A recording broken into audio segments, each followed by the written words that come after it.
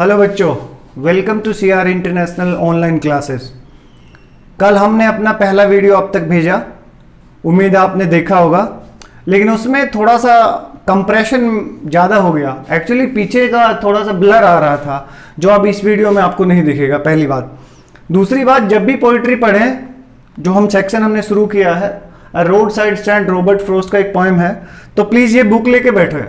अगर बुक नहीं होगी तो बहुत ज़्यादा तकलीफ होगी, ठीक है भाई। और पंखे वंखे बंद हैं, गर्मी में बनाते हैं, बड़ी मेहनत से बनाते हैं, देखा करो, समझ रहे हो। Okay, let's go ahead. कल जहां हमने पोएम खत्म की थी उसकी चंद लाइनें मैं बता रहा हूं, और कोशिश ही करूंगा कि शुरू से एक बार उनको दोहरा ही दूं, क्योंकि शायद आपको दिखा हो, बोर्ड पे ना दिखा हो। लेकिन अभी मैं बोल रहा हूं, बड़ा फास्ट बोलूंगा, जहां तक कल हो चुका उसके आगे हमने ये लिखा हुआ है। तो देखिए, road side stand written by Robert Frost, ये आपको पता ही था। मैं पोएम शुरू करता हूं। The little old house was out with a little new shed in front of the edge of the road where the traffic sped.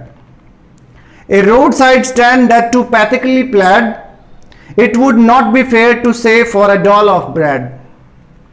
But for some of the money, the cash whose flow supports the flower of cities from sinking and withering faint.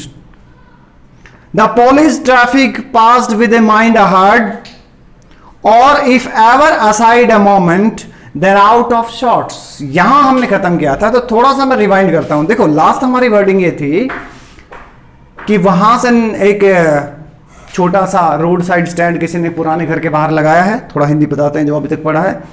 और वो बेचारा जो road side stand है, वो बड़ी request करता है लोगों से कि प्लीज़ हमसे कुछ खरीदो, लेकिन ट्रैफिक आता है और दौड़ता हुआ आगे चला जाता है। ये सब पिछले पार्ट का हिंदी था जो हमने कल भी पढ़ा था। अब आगे करते हैं, वरना वीडियो बहुत बड़ा हो जाएगा और काम बहुत कम।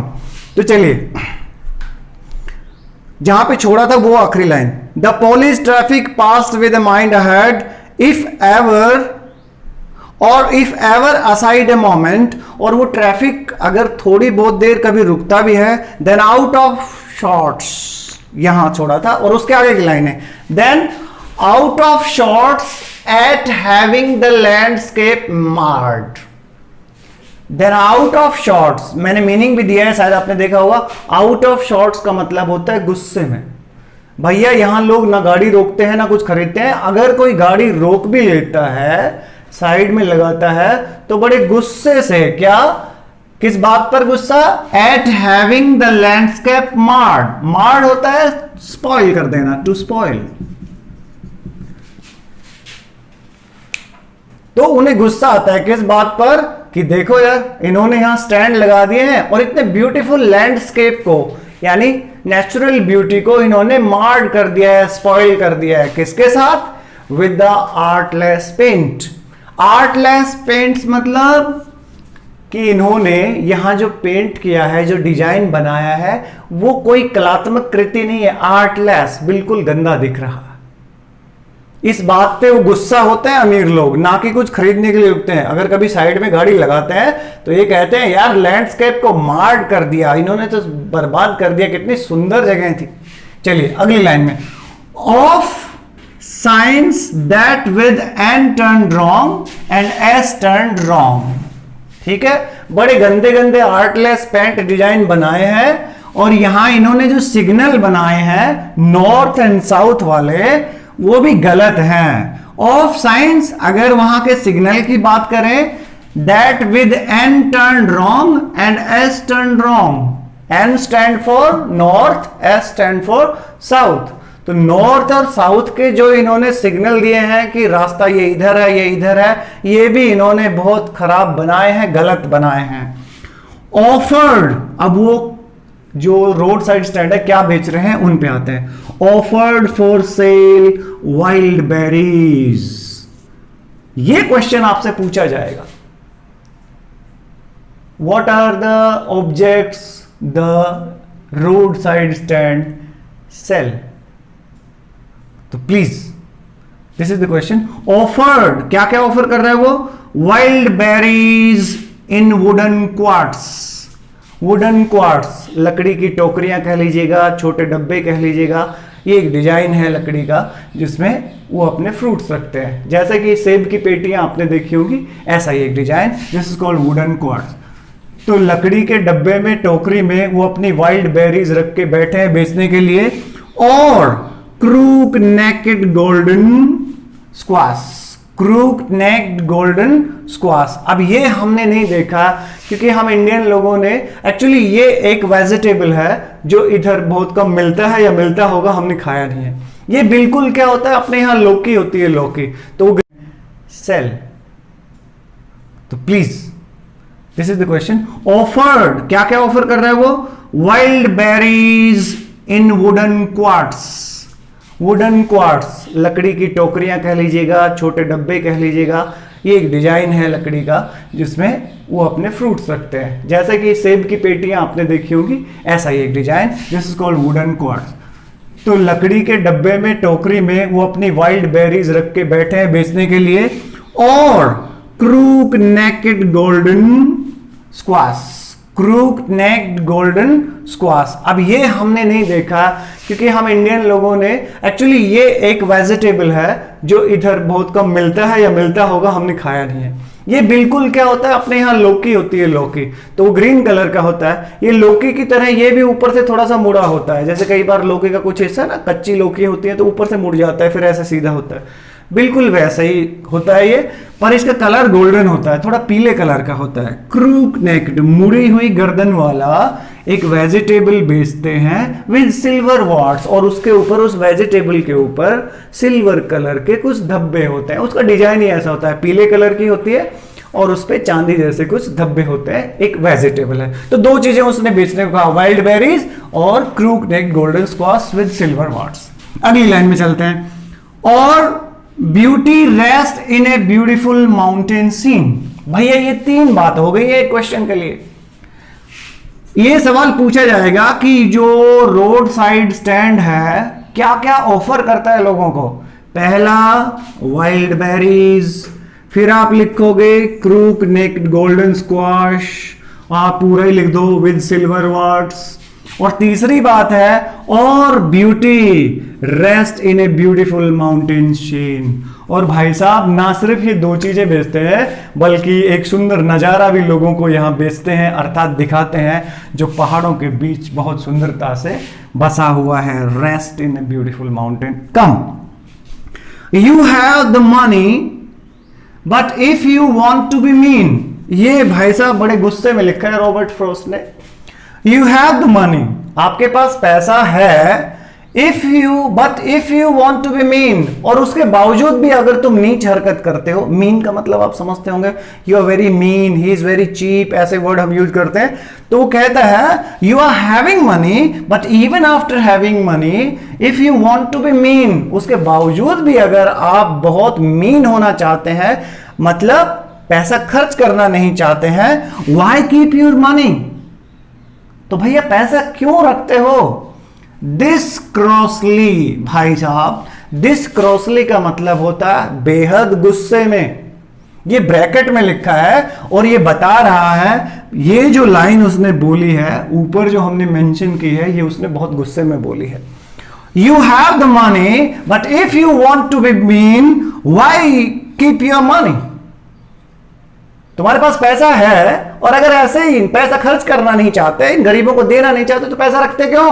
गुस्से में बोला Robert Frost. And go along, और इसी पैसे के साथ अपनी जिंदगी आगे क्यों बढ़ाते हो, क्या करोगे इस पैसे का, ऐसा गुस्से में रॉबर्ट फ्रॉस्ट ने बोला।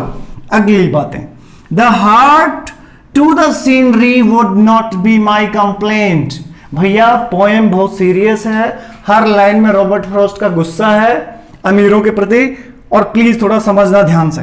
The heart to the scenery, अब हार्ट का मतलब आप जानते हो, किसी चीज को हर्ट करना, नुकसान पहुंचाना। The heart to the scenery would not be my complaint, wouldn't be my complaint.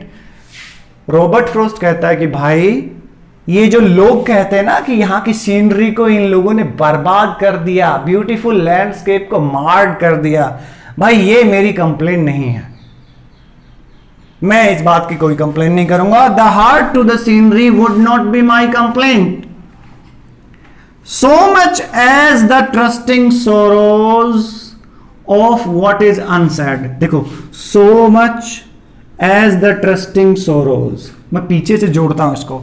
The heart of the scenery would not be my complaint so much. यहां तक रुको, ये समझो यहां तक की बात है।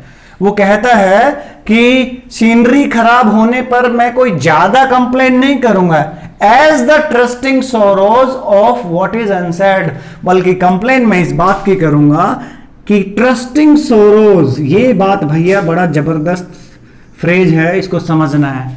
ऑफ द ट्रस्टिंग सोरोज, देखो सोरोज आप सब जानते हैं दुख होता है, ट्रस्ट का मतलब विश्वास होता है, लेकिन एक अजीब सा कॉम्बिनेशन है ट्रस्टिंग सोरोज। कहने का मतलब यह है कि बेचारे इन फार्मर्स ने अमीरों पे जो ट्रस्ट किया था और ट्रस्ट के बदले उनको क्या मिला, दुख मिला, पीड़ा मिली। ये बेचारे सोचते थे कि ये अमीर हमसे कुछ खरीदेंगे, लेकिन उन्होंने धोखा दिया, इनसे कुछ नहीं खरीद रहे हैं। तो कहता है कि मुझे इस बात से कोई कंप्लेन नहीं है कि यहाँ की सीनरी इन्होंने गंदा कर दी अपना स्टैंड लगा के, बल्कि दुख तो मुझे इस बात का है कि जो ट्रस्ट उन्होंने अमीरों के प्रति अपने अंदर बना रखा था वो दुख में परिवर्तित हो गया, और जिसका आज तक कोई जिक्र नहीं हुआ। ऑफ वॉट इज अनसैड, और उस ट्रस्टिंग सोरो को आज तक नहीं कहा गया, किसी ने उसका जिक्र तक नहीं किया। तो बेटा ये एक स्टेंजा था। अभी हम दूसरे स्टेंजा पे चलते हैं। होप ये आपको समझ में आया होगा। चलिए दूसरा स्टेंजा करते हैं। पोएम थोड़ी बड़ी है तो एक एक स्टेंजा बड़े अच्छे तरीके से समझेंगे। चलिए आइए, ये है स्टेंजा नेक्स्ट। अब इसमें जो पीछे हम पढ़े हैं उससे आगे शुरू करते हैं। रॉबर्ट फ्रॉस्ट गुस्से में था।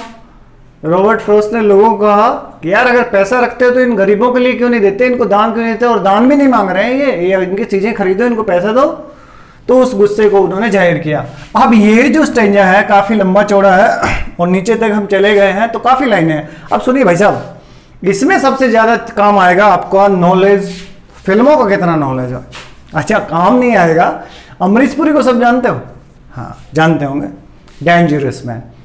तो जिस तरह फिल्मों में अमरीश पुरी गरीबों की जमीनें हड़प लेता था, उनसे बड़े बड़े वादे करता था, उनको एक ड्रीमी वर्ल्ड दिखाता था, ये उसी तरह का कुछ सीन है जो रॉबर्ट फ्रॉस्ट ने सत्ता में रहने वाले लोगों के बारे में, पूरा एडमिनिस्ट्रेशन के बारे में, पुलिस के बारे में, पूरे समाज के बारे में लिखा है कि वो लोग इनकी जमीनें छीनना चाहते हैं, इनको बर्बाद करना चाहते हैं, ऐसा ऐसा कुछ है।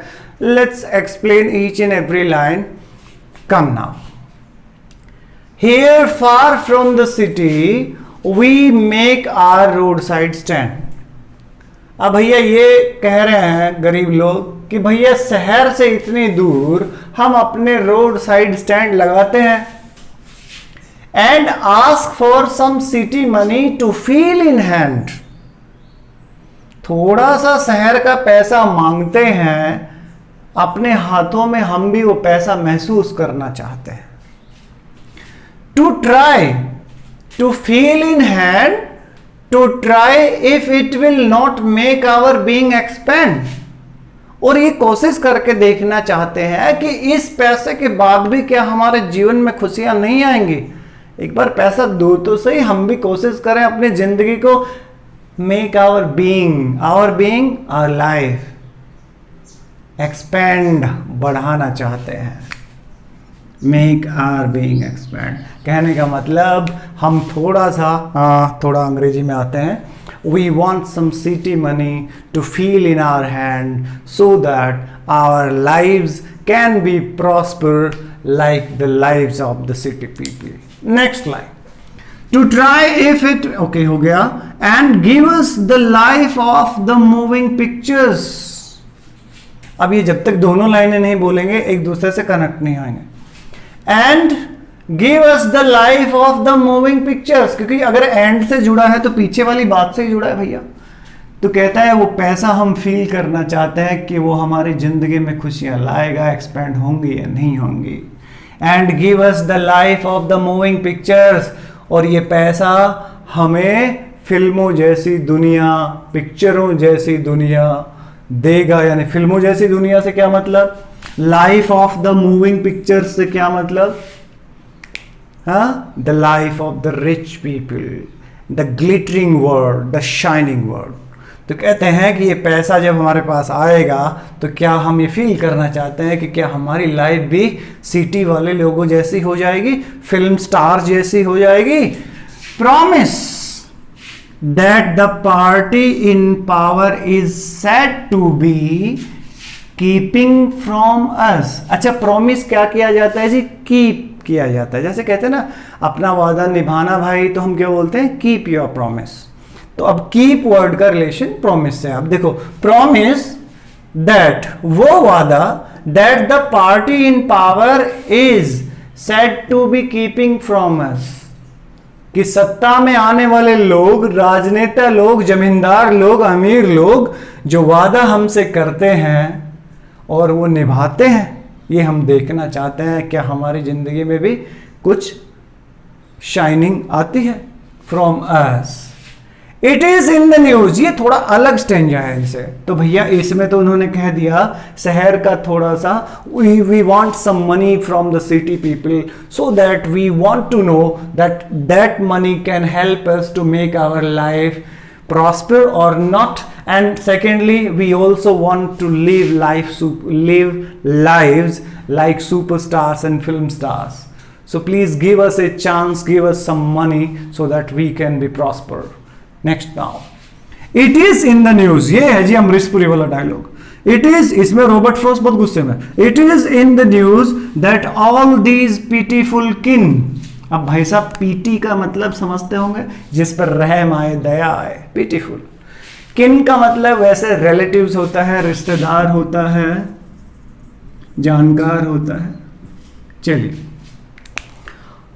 ऑल दीज पिटीफुल किन, it is in the news that all these pitiful किन, ऐसा खबरों में सुना है। ये बहुत बड़ा सटायर है, व्यंग कर रहा है रॉबर्ट फ्रॉस्ट इस समाज पर, पॉलिटिशियंस पर, जमींदारों पर, अमीरों पर। It is in the news कि मैंने एक खबर सुनी है कि इन गरीबों के रिश्तेदारों को या इन गरीबों के परिवारों को, फैमिलियों को are to be bought out, खरीद लिया जाएगा, परिवारों को खरीद लिया जाएगा, मतलब इनकी जमीन जायदाद खरीद ली जाएगी। Are to be bought out, their lands, their properties will be bought out by the rich people, by the politicians and so many other business tycoons. Bought out and mercifully gathered in, और रहम खाकर mercifully, और इन पर दया करके gathered in, कहां भाई? gathered in villages, इन्हें किसी गांव में इकट्ठा करके बसा दिया जाएगा, इधर उधर रोड साइड नहीं छोड़ेंगे। Live in villages next to the theatre and store, और ऐसी जगह इनको बसाएगी सरकार कि इनके आसपास ही थिएटर होंगे, स्टोर होंगे। ऐसा मैंने सुना है कि नेता वादा कर रहे हैं, अरे भाई चिंता मत करो, अपनी जमीनें वमीनें हमें दे दो, तुम्हारे लिए बड़े बड़े आलीशान कमरे बनवाएंगे, बंगले बनवाएंगे, और तुम्हें एक आलीशान विलेज में रखेंगे। ये विलेज हमारे हिंदुस्तान के हिसाब से गांव होता है, उनका विलेज भी एक अच्छा खासा सिस्टम होता है इंग्लिश कंट्रीज में। ठीक है, तो कहते हैं कि हम विलेज में आपको रखेंगे और आसपास थिएटर होंगे, ये होंगे। ये प्रोमिसेस है जो अमरीश पुरी फिल्मों में किया करता है। आइए, where they won't have to think, ये सारी लाइनें बहुत टफ लेवल की हैं, समझना पड़ेगा। कोई हेल्प बुक ले लेना, इनका कोई एक्सप्लेनेशन सही नहीं मिलेगा, तो please look at it. Where they won't have to think for themselves, वो कहता है तुम्हें ऐसी आलीशान जगह पर रखा जाएगा, थिएटर होंगे, गाड़ियां होंगी, स्टोर्स होंगे, स्टोर का मतलब शॉपिंग मॉल, दुकानें, बढ़िया। Where they won't have to think for themselves anymore, वहां तुम्हें तुम्हारी जिंदगी की चिंताओं के बारे में या चीजों के बारे में ज्यादा सोचना नहीं पड़ेगा। वाइल ग्रीडी गुड डूअर्स, अब ये बिल्कुल सटायर है, जबकि सच्चाई क्या है? Greedy good doers. अब गुड डूअर्स अच्छा काम करने वाले, ग्रेडी लालची। ये इन पॉलिटिशियंस को बिजनेसमैन को, रिच पीपल को इसने कहा है। While greedy good doers beneficent beast of prey, और ये जो इन गरीबों की भलाई चाहने वाले गंदे लोग जो हैं, लालची लोग जो हैं, बेनिफिशिएंट बीस्ट ऑफ प्रे, वो अपने बेनिफिट के लिए इन लोगों को अपना शिकार बनाना चाहते हैं। बीस्ट वैसे जानवर को कहते हैं, बीस्ट ऑफ प्रे शिकार के लिए जानवर, यानी जो शिकार के लिए बना है। तो ये उन लोगों को शिकार बनाना चाहते हैं। स्वाम, स्वाम का मतलब होता है भैया किसी चीज पे मंडरा जाना। मधुमक्खियों का छत्ता, उसके बारे में सुना होगा, बी हाइव, उसको स्वामिंग, मंडरा जाना। तो भाई ये जो गुड डूअर्स है ना, ग्रेडी गुड डूअर्स, ये उनकी जिंदगियों पर मंडरा जाते हैं। Swarm over their lives enforcing benefits, और उनको किसका लोभ देते हैं, क्या फोर्स करते हैं कि इसमें तुम्हारा बहुत बड़ा फायदा है, और उनकी जमीनें हथिया लेते हैं। They are enforcing the poor people to have some benefit, but to be very honest, there is no benefit for the poor. All the benefit goes to the rich people and they earn so much money out of it. आगे, that are calculated, और उन पे force करते हैं कि इसमें तुम्हारा फायदा है, बल्कि that are calculated, उनका फायदा कैलकुलेटेड, गिना चुना थोड़ा सा है, to soothe them out of their wits. भाई साहब ये लाइन बड़ी कटाक्ष भरी है। थोड़ा सा बेनिफिट मिलता है और उसमें वो गरीब लोग खुश हो जाते हैं। Calculated benefit, to soothe them, soothe का मतलब होता है किसी को ठंड पहुंचाना, रिलैक्स करना, कूल करना। To soothe them out of their wits, out of their wits का मतलब, अच्छा I am out of my wits, मतलब मेरा दिमाग काम नहीं कर रहा है, मैं गुस्से में हूं। विट्स का मतलब होता है दिमाग, माइंड। तो थोड़ा सा फायदा देते हैं, उसी में वो अपने दिमाग, उनका दिमाग काम करना छोड़ देता है और खुश हो जाते हैं, out of their wits. And by teaching them how to sleep they sleep all day, और दूसरा तरीका क्या है उन बेचारों को मनाने का, राजी करने का, पटाने का, वो क्या कर रहे हैं, एंड बाय टीचिंग देम, और उन लोगों को ये भी सिखाते हैं how to sleep they sleep all day. अब भाई साहब इसका एक्सप्लेनेशन मिलना बहुत मुश्किल हो जाएगा, काफी किताबें छान लेना, यहां ध्यान दो। And by teaching them how to sleep they sleep all day, और उन लोगों को ये भी सिखाते हैं, देखो हमारी तरफ देखो, हम कितनी ऐश की जिंदगी जी रहे हैं, हम पूरा दिन सो रहे हैं, ऐसे भी तुम भी सोओगे चैन के नींद आराम से। अब ये बात समझनी है कि how, and by teaching them how to sleep, और उन्हें सोना सिखाते हैं, दे स्लीप ऑल डे, जैसा कि वो खुद सारा दिन सोते हैं। अर्थात वो इनको ये बताते हैं कि जितने आलीशान हमारा लाइफ है, ये जमीन जायदाद बेचो, तुम्हारा लाइफ भी इतना आलीशान होएगा, ऐश करोगे। स्लीप ऑल द डे का मतलब ऐश कर। अच्छा आगे, destroy their sleeping at night the ancient way, और इस तरह से बेवकूफ बनाकर दिन में सोने की तो बात छोड़िए, उनके रातों की नींद भी वो हराम कर देते हैं। डेस्ट्रॉय तबाह करना, their sleeping at night the ancient way, जैसा कि प्राचीन परंपरा में लोग करते आए हैं और पीछे से होता है। तो बच्चों ये थे हमारे दो बड़े बड़े स्टेंजा। आज इससे ज़्यादा जाएंगे समझने में दिक्कत होगी। ये एक ऐसी पोएम है जो बहुत टफ मानी जाती है, पर ऐसा है नहीं। देखो बड़ा इजीली हमने इसको एक्सप्लेन कर दिया है, ठीक है। और मैं आपको एक पीडीएफ भेजूंगा जिसमें थोड़े से वर्ड मीनिंग इसमें से देखने हैं और 2-4 क्वेश्चन जो आज हमने पढ़े हैं इसमें से निकालेंगे। तो ये था अपना वीडियो, मिलते हैं अगले वीडियो में। टिल देन बाय बाय, अपना होमवर्क जरूर करिएगा, बाय।